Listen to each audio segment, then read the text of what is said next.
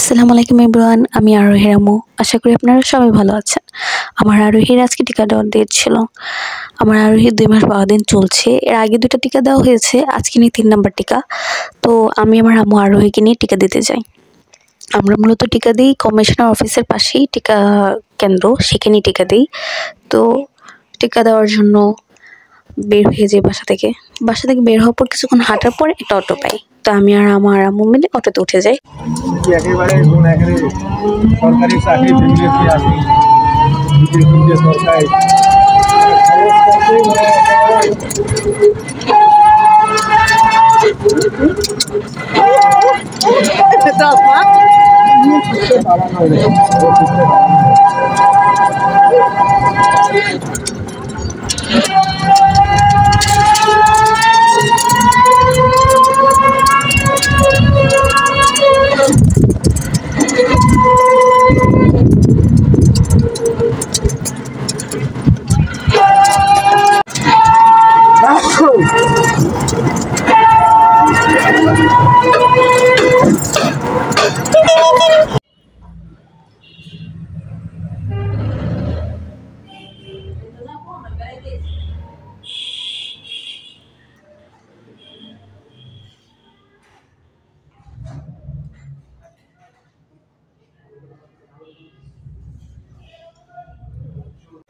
টিকা দিতে গিয়ে দেখি আমাদের আগে একটা লোক গিয়ে বসেছিল তার মেয়েকে নিয়ে টিকা দেওয়ার জন্য।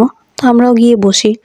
অনেকক্ষণ বসে থাকার পরে দেখি টিকা দেওয়ার মহিলাটা আসছে না। পরে তার ফোনে ফোন দিয়ে দেখি যে সে নাকি আজকে আসবে না, কালকে আসতে বলতেছে, কালকে সে টিকা দেবে, আজকে নাকি বন্ধ তার।